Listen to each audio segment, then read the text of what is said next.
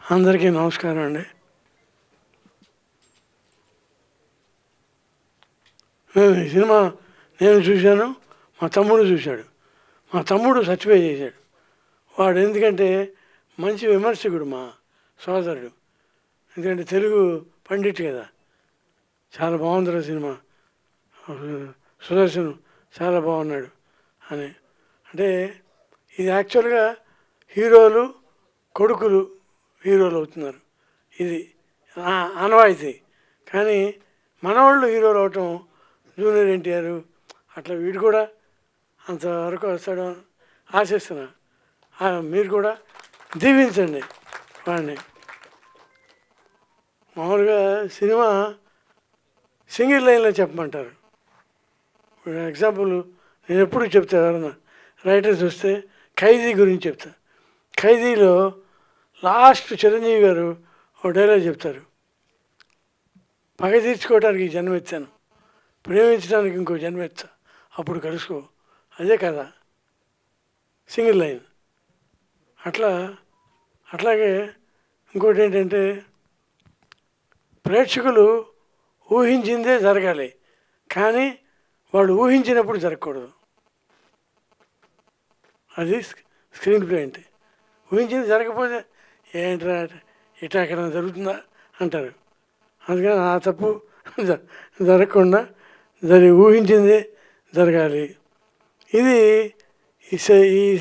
ఈ సినిమాకి వస్తే సెలబ్రిటీల మీద ఎన్నెన్ని వింత వింత వ్యాఖ్యానాలు చేస్తున్నారు, న్యూస్లో రోజు చూస్తున్నాం. ఒక్కోసారి జాలి వేసే ఇన్సిడెంట్లు కూడా మనం చూస్తున్నాం. అలాంటి కథ తీసుకుని, అంటే ప్రేక్షకులకి దగ్గరగా వాళ్ళు నిత్యం చూసి సానుభూతి చూపిస్తున్న అంశాలని ఆధారంగా చేసుకుని ఈ సినిమా చేశారు. చాలా బాగా చేశారు. మా మనోడు బాగా చేశాడని చెప్పను, మీరు చెప్పాలి.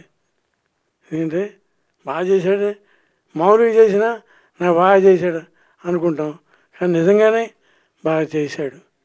ఆ డైరెక్టర్ని మెచ్చుకోవాలి. ఆ డైరెక్టర్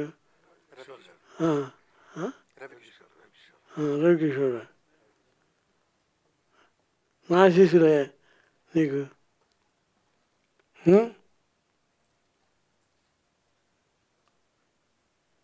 రాత్రి బాలకృష్ణ ఫంక్షన్ మీరు వచ్చే ఉంటారు.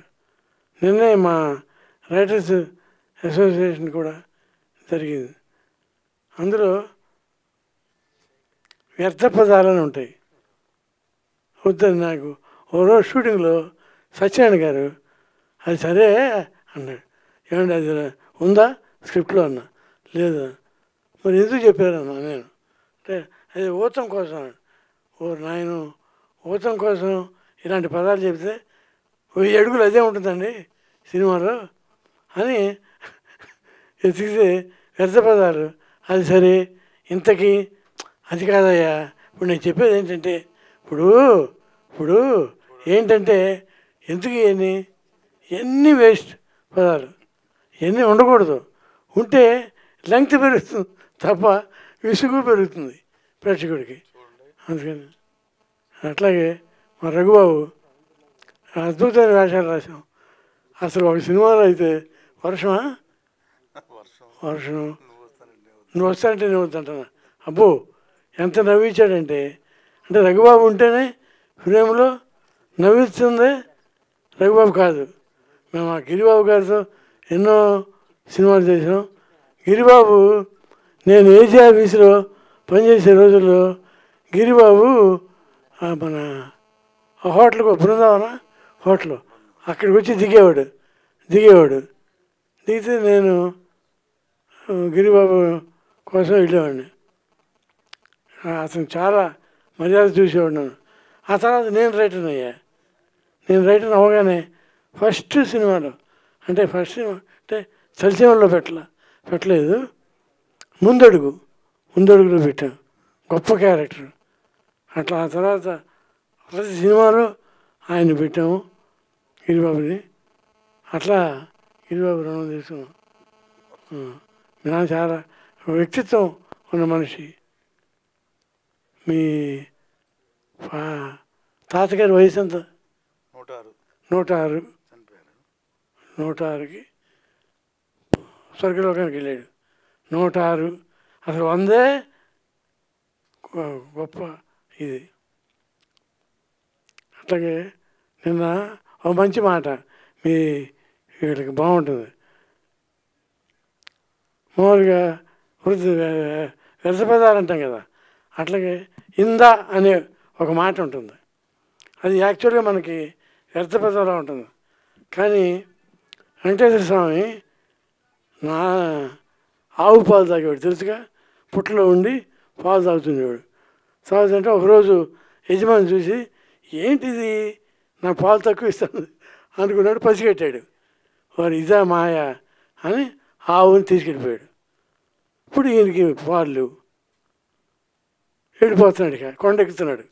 కొండెక్కుతుంటే ఆడు చూశాడు. తప్పని తెలుసుకుని, అయ్యా స్వామి గోవు ఇంద గోవింద అయింది. గోవింద అయింది. అది చూసారా, ఇంద అనే మాట అక్కడ వ్యర్థపదం కాదు, అత్యద్భుతమైన వెంకటేశ్వర స్వామికి ఇష్టమైన పదం గోవింద. అది అంటే రైటర్ తలుచుకుంటే చెప్తారు కదా, ఇది చరిత్రలో ఉంది. చూసి మంచి మాటలు. అలాగే మావాడు బుర్ర నేను కలిసి సమరసింహారెడ్డి కాదు సైరా నరసింహారెడ్డి ఖైదీ నెంబరు 150 పనిచేసాం. అంటే చిరంజీవి గారి సినిమా. చాలా మ్యాటర్ ఉన్న మనిషి, బాగా నవ్విస్తాడు బాగా. ఆ వంశమే అలాంటిది. వాళ్ళ మీ తాత నాన్నగారు అబ్బో లేడీ వేషం వేస్తే అసలు వెంటపడేవారంట జనం, మగాళ్ళు. మరి ఎంత గొప్ప నటుడు చూడండి. అది ఆయన బుర్రా శాస్త్రి గారని తెలుసు, అయినా సరే అంత ముగ్ధ మనోహరంగా అంత అందంగా ఉండేవాడు అనమాట. ఆ వంశంలో పుట్టాడు. వంశానికి ఆ వేషాలు ఎగిపోయినా రచనలతో పేరు తీసుకొస్తున్నాడు. అంత గొప్ప వ్యక్తిత్వం మనిషి.